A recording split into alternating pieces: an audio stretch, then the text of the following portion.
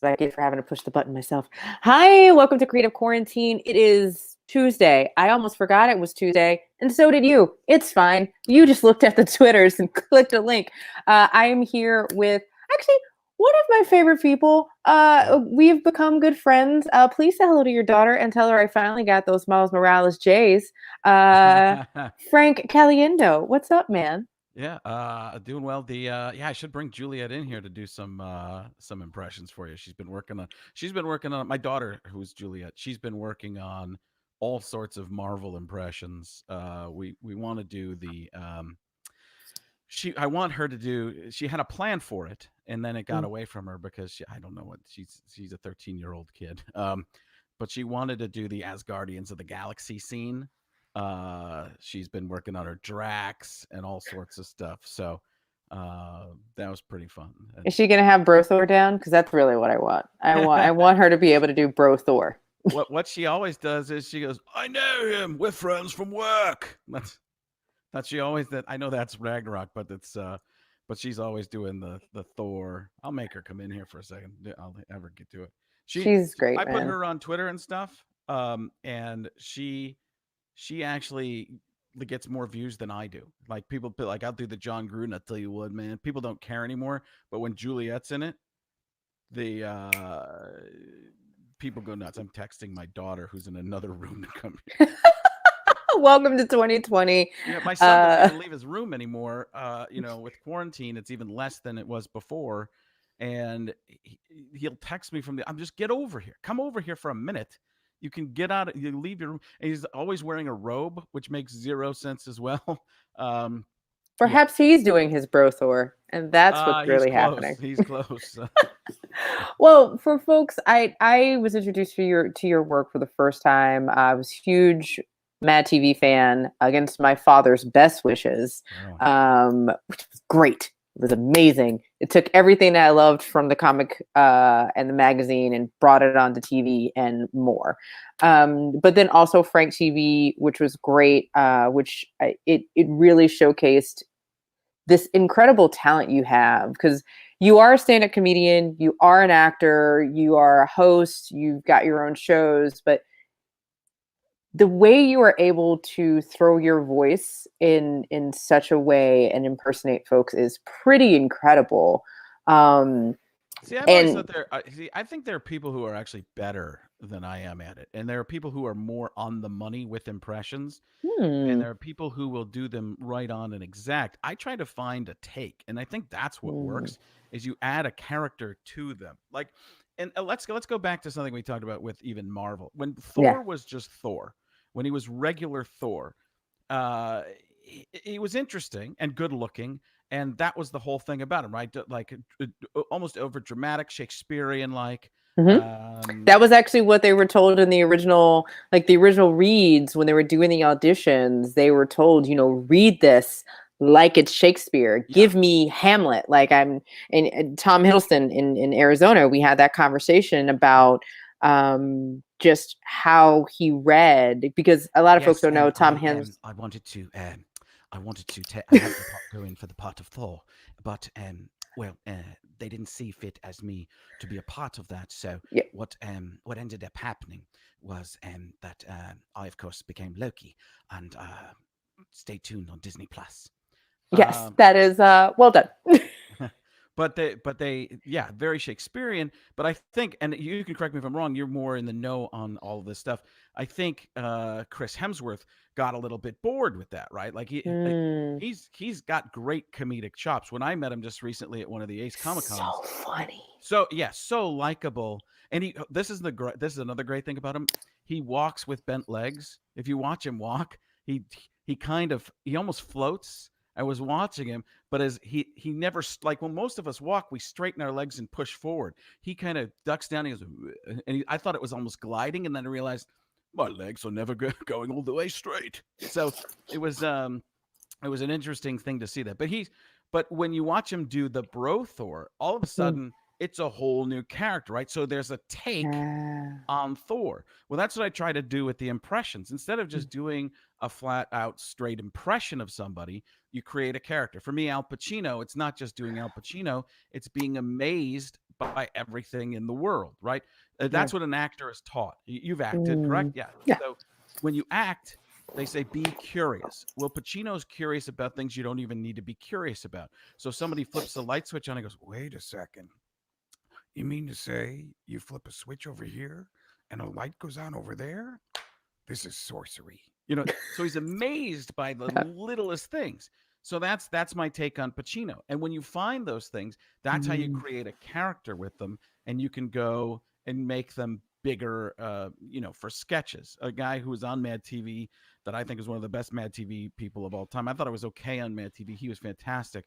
Will Sasso. He did the Kenny Rogers. And I'm Kenny Rogers. I mean, it wasn't even close to Kenny Rogers anymore.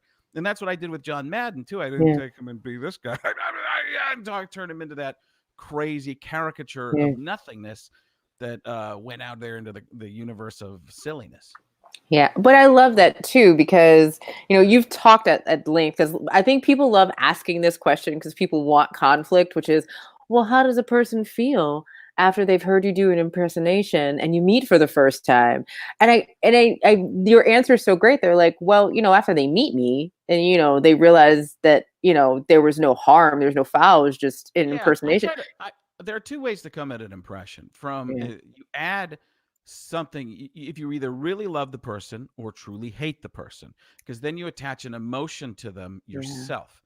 Even in people I don't like, I try and find something that I like about and within them. So, like we were talking off the air, even about a political thing, so a yeah. political stuff. So, if you look at it in a political impression, I don't care where it is where somebody is on the political spectrum. I don't find the politics about them funny. I look at how do they create stuff with their face. So let's go back George W. Bush, which is you just you have that look of you know trying to figure out what the next thing's going to be. That type of thing. That loss of like a trying to make up a story as you're going. That's Pulling it into your head. yeah. I'm just trying to come up with with the words. So you find that with them. Yeah. I stay away from all the actual politics, but there's that silliness, that childlike fun is something that anybody can grab onto, even if you hate the guy, love the guy, whatever. You watch Alec Baldwin do Donald Trump, at the beginning complete disdain for just all hate, and it takes away the fun for Mm. me of the impression. Now, some people be like, well, that's the way it should be. I'm like, okay, fine. But for me, that's not how I do it. I would get pushed around by people online like, your Trump's not mean enough. I'm like, I do dumb, silly, ridiculous, overgrandizing, tremendous Trump. I'm the best. This is fantastic. I know there's a lot going on right now. See, you have that look of I shouldn't laugh right now. That's the Didn't but want to. yeah, right. But that's and then people will say, well, you're normalized. I'm like, that wasn't even a term until a few years ago. If you and to me, it's always been if you bring somebody up, Mhm. and this happens with all the impressions. And I'll go away from the politics there, but the sports people are always put up on pedestals. So most of their lives, they're used to being in the on pedestals in the upper echelon of life. They're rich, they're famous, even coming up as an athlete, a guy like a Charles Barkley, who does have the greatest sense of humor in the world. But these NFL coaches and stuff like that, they will be they're weirded out by it. And it's not always because you're outside the club making fun of them. They're worried that it's going to hurt their bottom line. So if Mm. you do an impression of somebody who does a lot of commercials, they're going to be like, this is going to hurt my commercials. But in reality, if it's me doing an impression, if it's somebody from Saturday Night Live doing an impression, whomever it is, it actually ends up helping you with Madison Avenue. Yeah. Because then they start to write the commercials for the impression.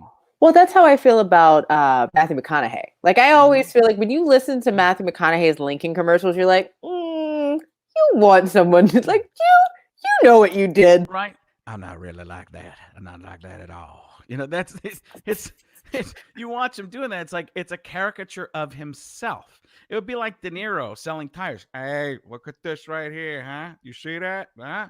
You need some air here. Huh? It's like, and he's actually become that. You watch The Irishman, That's He it. was Like, exactly that, and he wasn't always that. If you watch his career, that wasn't always like he was a little bit there, but it wasn't right, it was a there. little bit, but now it's like a magnifying glass on him. It's amazing, and maybe I don't know if it's just the when I was learning more about the actual art of acting, it was more like how do you bring yourself into the character Mm, more and merge the two things where it's your how would you personally react, but through the eyes of that person. And yeah. maybe De Niro's always been that way and didn't always put it all the way out there. And maybe it just gets Mm, bigger as you get older. I have a theory too about men versus women in impressions. mm, There are not as many impressions of women, right? no. And so there's always like always go back to Cher, Katharine Hepburn. Those are the ones you always hear, right? And singers, but singers are Yeah. almost putting on a voice for a character. I don't And know. Beyonce, I will say Maya Rudolph does a fantastic Beyonce but there are some. impersonation. I'm not saying But yeah. there aren't But she's any, a but singer. But like right. that's And what's their speaking voice more so? There are some mega stars, but not as yeah. many as the guys. And Yeah. my thought process is this: in Hollywood, and it's a little better now than it was. And Mhm. this is in a lot of demographic things. Um, in Hollywood, women were never allowed to age. Right, as a woman got older, they would just go, okay, we're looking for the new young girl, right? Yeah. Guys were allowed to age, and Mm. Sean Connery was a sex symbol at 80. I mean, of course, relax, so I'll be right over. That but it's that whole thing of men. It's a cultural thing. I don't know if it's culture. I don't know what it is, just or how we're trained or whatever. But men get older, the wrinkles are great. It's like, oh, that's It's character. character. Women get older, they're like, you're starting to look old. So Mm, when do people? We just talked about De Niro. Younger, there was a little bit of this. Older, there's a whole lot of this, right? So yeah. as they get older, they become bigger characters and more caricature to be made fun of because they've been allowed to age in Hollywood. I mean, Mm. see, and the women weren't allowed to do that as much. I Which think. is unfortunate because it's ageism and it's Yeah, sexism at the same but time. all Hollywood. I mean, the But that's reality is Hollywood. right. Everything. Um, so Hold on, Mike, so Hold on, Juliet's hi making. Juliet. Come here, Juliet, for a second. I want to. Can you do a Thor really quickly for this interview? Oh, We're I would friends. love to. She doesn't know who it's with yet. It's That's yeah. why. I told her I was doing. Oh. We're friends from work. Get on the camera. Do it for a second. We're friends from work. I'm glad you're feeling better. How's all of our ligaments and arms and legs and everything healed? Kinda. Yeah. All Well, right. here's what'll happen is she will do. Her arm will hurt a little bit, and then she'll see something online, like somebody putting a shirt on while doing a handstand. She broke her elbow, for everybody who doesn't know, and then she'll get in a handstand and start doing that. And the next morning she'll wake up and be like, "My arm hurts." I'm like, "Yeah, you were doing a handstand while trying to put a shirt on." I mean, All right, with friends from work. big dreams. So for folks out there, because I know this is all a process, right? Like this is you don't just wake up one day, see somebody. I mean, maybe you do see somebody go, I'm going to do that impersonation. But how do you start, and like how do you choose the people that you want to do an impersonation of? Well, first of all, it does take a lot of effort. I did it on my podcast. We had a guy named Elon Gold on, Mhm. and he talked about how he just kind of nails an impression immediately. I'm like, what? I'm a magician, not a sorcerer. I spend a lot of time working on these card tricks to be able to do them later. And one of the best conversations I ever had, and I told Elon about this too, was with Ross Marquand from Walking Dead and the Soulstone Keeper, the new Red Skullish Mhm. type character in Endgame and Infinity War. But we talked And about he it. nailed it. Yeah, he's an incredible. He's one of the best impressionists, if not the best I've ever heard. But it was one of those things where he talked about how long it takes. It's not sorcery. It's magic. It's creating and crafting a trick. Mhm. Um, so first of all, you have to work on it over and over and over. It's just repetition. I'll just Yeah. work on it. It's a lot on how the face and mouth forms. So even with these fat cheeks, hold on a second. My computer went to sleep. It got bored with me. So I wanted to be able to see. And I always do that into the neck, into the into the microphone. So you work at it. You go over and over and over, repetitions, just saying the same things over and over and over. Then you can say different things. You find a phrase that gets you into it. Why would I find an impression that works? To backtrack there for a second, who's going to be known to a big enough audience? And this has changed. This has changed a little bit because it used to be in the days of MADTv, you'd have to do impressions that were broad enough that a whole audience watching, a general audience would get. Well, now with the internet, you can pinpoint an impression that might be big to just Game of Thrones watchers. And then they'll go crazy for it. I'm king of the north, head in the night's watch. You know, you do that. And then all of a sudden, that whole group, Better Call Saul is one of my favorite shows. I do a guy, Mike Ehrmantraut. Okay, all right. That a small group of people know that. Yeah. But the people that do are like, oh, he's doing Mike from that, you know. So the audience can find you now on the internet and then share with each other. That didn't used to happen 20 years ago. When we were at MADTv, there was a guy, a young man named Dylan, who was in the research department. And if you wanted to work on an impression, you would send the name or whatever you wanted to work on over to him. He would pull videotape and put together a videotape of a few different types of scenes from the person.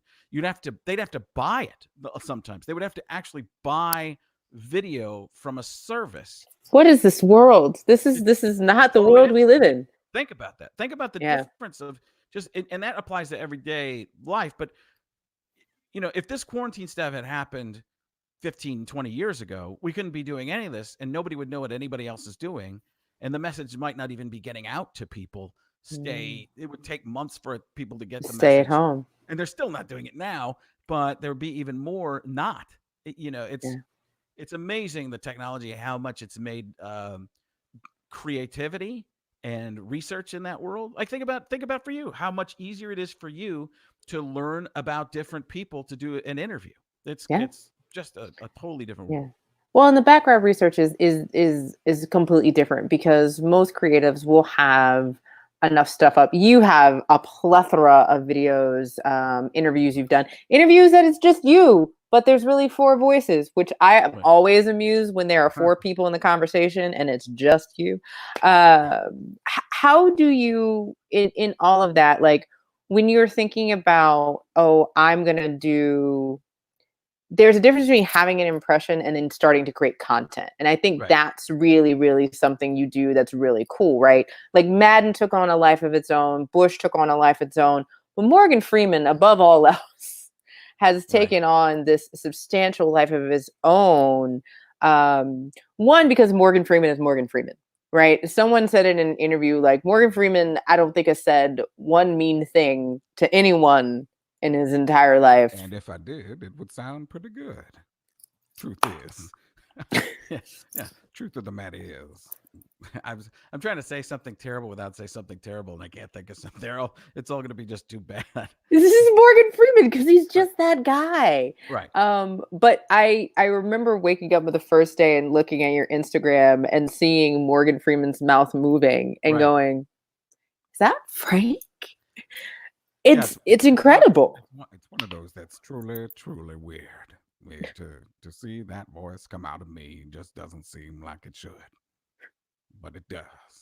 It does. And that's when we realized we were all in this together. Yeah, that's one of those voices that he is. He's the ultimate narrator, and he plays. I talk about this in my act. He plays God in everything, and when they hire somebody else, you're like, didn't you have the money to get Morgan Freeman? That's who should have played God.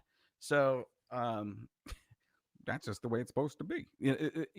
You look at that and you listen to him. He seems godlike. He's omniscient. It's perfect. And even in the Lego movie, it's all great stuff. So So how do you go from this is an impersonation to like this is now like a content, like this is a content brand for you that you Well, do it's do? easy. Morgan Freeman's easy because it's just narrating everything. I think that's the first thing Yeah. I ever did really with that was back when Vine was popular. I did Yeah. Morgan Freeman narrates himself, and because I'm white, he's black. I couldn't do anything on the screen. So what I did was I did what he was looking at. So I took the screen and faced it away, and I went to the refrigerator. That's when he realized he had no milk for his cereal. And soon Morgan Freeman would be headed to the grocery store. So that all worked really well. And but as long as I was just out there on the screen. So yeah, the Morgan Freeman is, narration and narrating himself or narrating other people. And that one's one of those that doesn't need so much of a take, just because that voice, he's already the take. He already is Mm. that. And the narration is so simple. And so many people do that now. But I think that that's really for that. And what you're talking about is, how do you find the content? That's why the take on the It's so person, important. what's the point of view, because then you can do the sketch. So George W. Bush being a little kid trying to figure it out. How do you make this pizza? How do you get it from being frozen? I don't get it, man. It's Yeah. figuring that out, and the simplicity of that. Or like with Trump, I always go I go on ridiculous tangents. Like, "Look, I'm going to tell you, this is fantastic right now. The number one part of the interview. It's an incredible part of this interview. It was very, very good. You did a very, very, both of you doing a very decent job, but now way over the line. Incredible. Number one." So it's, there are literally 5 billion people trying to get in this room right now. No, there aren't. No, there are. So, see, okay. So again, all politicians, there's an element of you have to. I'm trying to say this without getting myself in any kind of trouble, but all politicians know where they are, no matter where they are on. They tell little bits of stories, right? They have to, because They're trying storytellers. And they're always trying to frame or paint or articulate, whether for good or for bad. right. They are painting the picture for folks to be able to relate. Right. And Yeah. and not only that, they're trying to get people on their side. And you tell people one thing on one side and people on another, and people will use your words against you, but we all do it, right? And politicians are just great at doing it because they're trying to win votes. But Donald Trump, you could show him videotape of him saying something, "That's not me." No, it's you. It is not me. I'm not saying it. No, it's right you there. No, I'm right here. I'm right here. But he will do it right there in front. Like, he'll be looking at it. He's the only person that's ever been able to do that. And so you got to go, all right, I guess. Sure. Well, this is what we're doing. Well, I think it's also really interesting because, and I'm sure you've been asked this question: is there ever been an impersonation that you've wanted to do, but you're just like, nope, I'm not gonna get it. I'm not gonna get it down. Tons. There are just tons and tons and tons. Up until I did this thing online recently, The Irishman, which is about the Irishman, and a parody of that with the virus and toilet paper, and just about staying home, actually, in some ways. But I didn't even do a good Joe Pesci, and all of a sudden, for some reason, it just came out. I guess old Joe Pesci is just a guy I can do. But there are tons of impressions. If you don't hear me do it, I probably can't. And then that's the magic of it, right? Right. There are a lot of people who try and do impression after impression after impression, and they're just not very good. Well, that's because they're trying to show you too much. If I'll use a sports analogy, if you are a slap hitter and you spray the ball all around and just hit singles and doubles and stuff like that in the gap, if you go for home runs all the time, you're gonna be in trouble.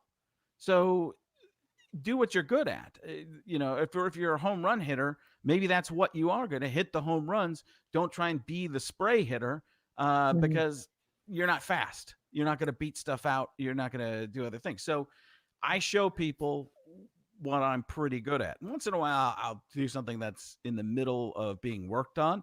And then the problem is people know me for all these impressions. And that's one of the difficult things. I have friends that are not really well known for some of their impressions, and they're incredible. And some of them are just decent. And people will be like, "Oh, that's incredible how good that is." and it's one of their okay ones. But if I did an impression at that level, people would be like, stick to Madden. I'm like, it's old. I just want to do something new. I want to do something different.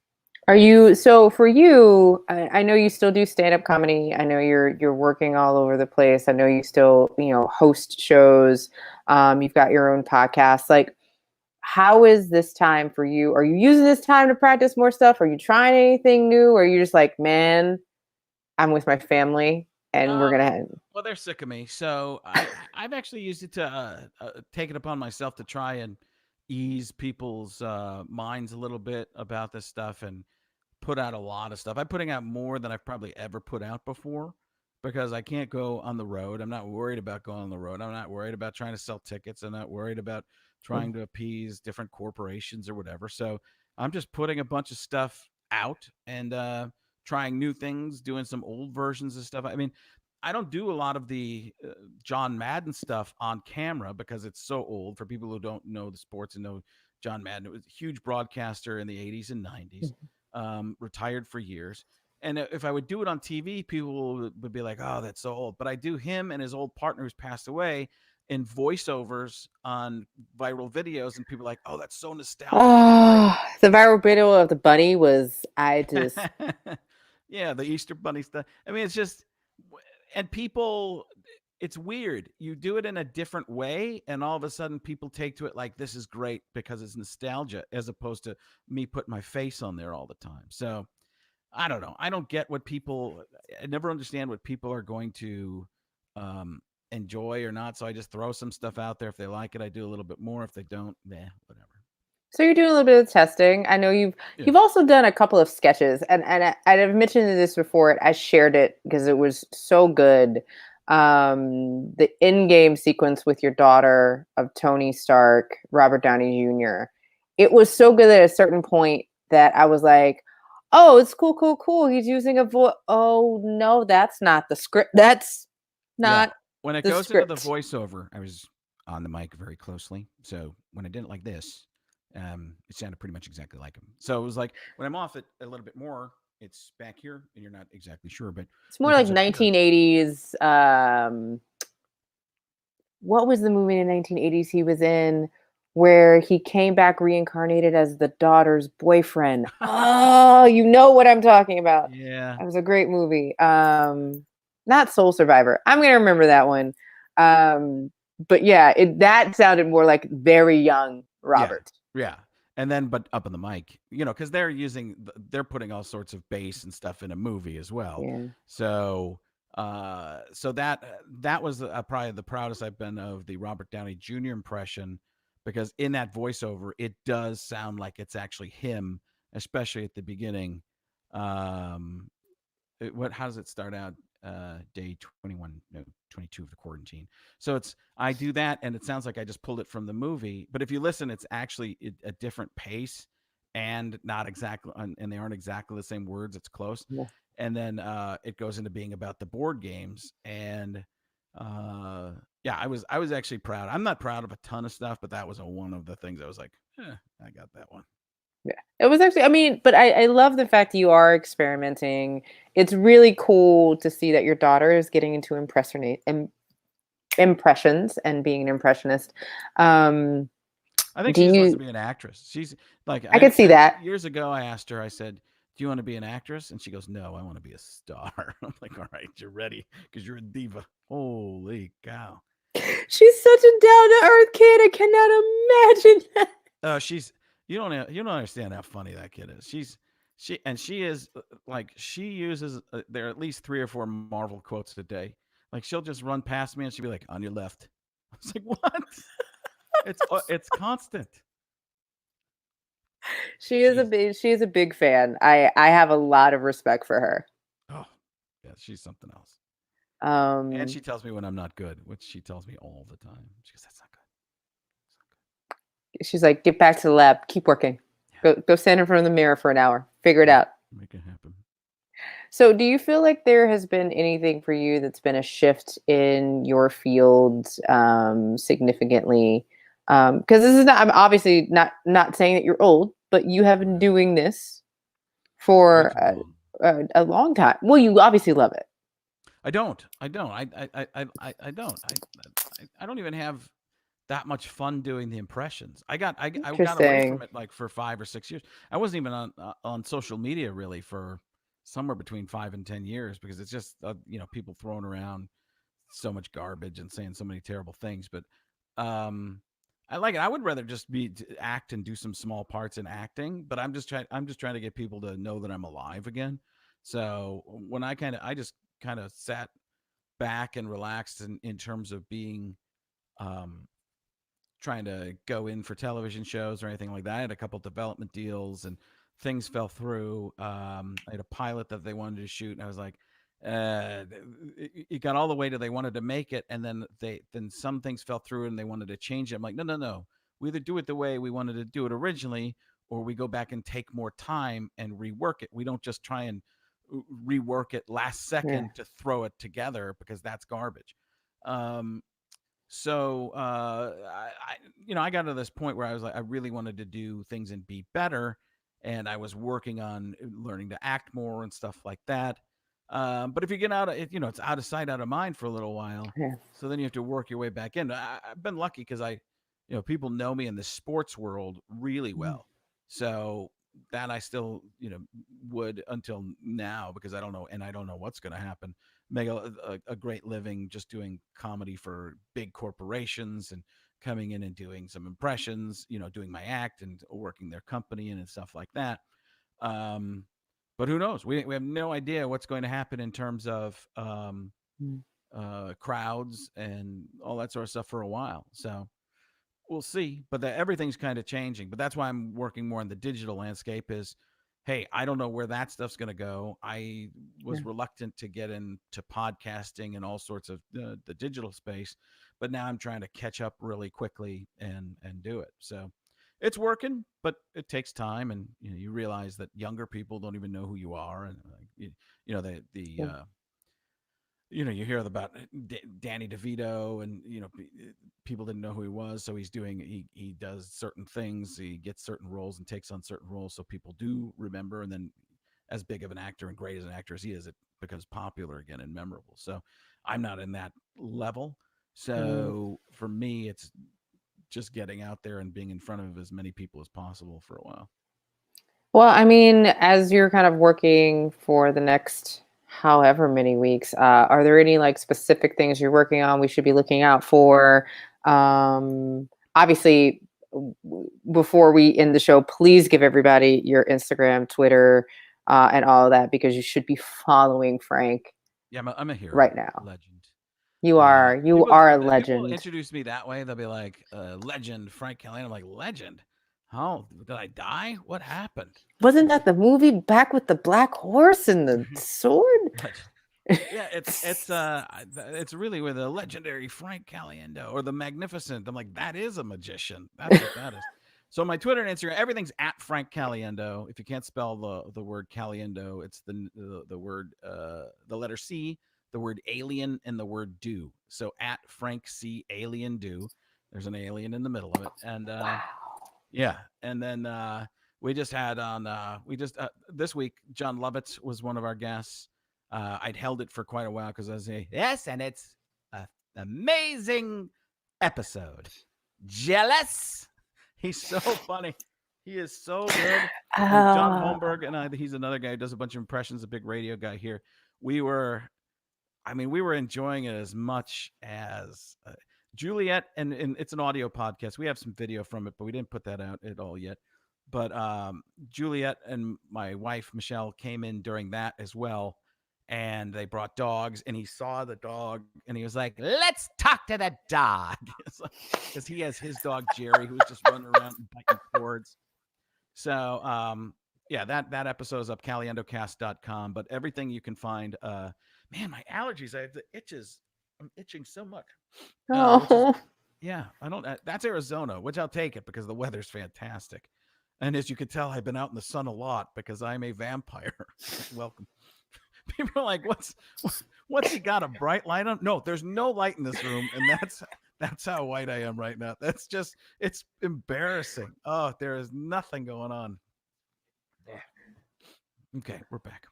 Oh, I almost did a Robin Williams face. I didn't mean to. Okay. Angélique. Okay, I'm done. My heart is gone. I'm sorry. Oh, it's amazing, isn't it? When you think about it for just a second, it becomes wonderful. I see where your reference point comes at from. Oh, Robin, Oh, such. Ooh, such a time. I'm tearing up mhm. myself. During the Wizard of Oz, I'd melt. I gotta turn this on again. I can't believe I. Birdcage, love it. Oh, But yeah, no, this has been absolutely amazing. I I know. do, Yeah, I d- you're right. yeah, it has. Um, for you, is there anything that's kind of keeping you grounded for the next couple weeks? My kids tell me. I don't know. I've always been one of those people that just lives day to day. Mm. I mean, listen. I have a pretty good situation. I've been lucky. I've been trying to help some other people that I can. I have. I lost all my work for the next 2 months essentially, and I have 3 or 4 employees, so I still am taking care of them and stuff like that. So, uh, it's just it all just kind of is what it is. Every time my agent would call me and be like, "This canceled too," I'm like, "I figured it would." So he's reluctant to even call me. I'm like, "Hey, yeah, I'm lucky and blessed. I'm in a decent situation. There's a lot of people who are in a Yeah. situation." Did you see that thing where Justin Bieber the other day? Did you see? They went after this is the stuff I don't get. Is like he said something about and maybe I got this wrong. People can tell me if I got the story wrong. But he said, I'm lucky that I live in this big house and I have all this. I know a lot of people have a worse situation than me. And people said he was tone deaf. And I'm like, no, to me, that sounds like honesty and authenticity, which you might not always Mm. get from somebody who's, that rich and that famous. And it's, he's right. If anything else would be lying, I think, because he is, you know. And I say to myself, I'm lucky to be in the situation I'm in, and I feel like I try to help as much as I can. I don't know where my future's going. I don't know. Nobody does, and Mhm. we're in these moments where we're kind of like, hey, maybe we never had any control over our lives in the first place. So, you look at all the stuff that's going on, you're like, holy cow, this is a movie. My son had a great line. He's the cerebral one, and he said, everybody says this is like every morning I'm waking up and I'm in a movie. He goes, it's like a book. I said, why is that? He goes, because it's taken so long to get through it. It's like, that's a great line. That's very smart. So You're just raising just two very well spoken yeah, young humans. they're interesting. Juliet's more the show, and Joey's more the the dark humor. He's lurking somewhere with a line that'll make you go, ugh, I don't know. Well, thank you, Frank. This has been absolutely amazing. Please make sure to stay tuned tomorrow. We're going to have comedian Amina Amani is going to be on with us at 3 p.m. Eastern, 12 p.m. Pacific. It's not like I haven't said that 12 times. Frank. I say it almost every day, except for Tuesdays. But thank you so much again, Frank. Please go follow Frank now Yeah, if you aren't. on social media. No, just Oh yeah, that's a don't dad stop. joke. That's a Stalking's dad bad. joke. That's okay, young kids. Pathetic. Oh, John We're Goodman, I friends love it. from work.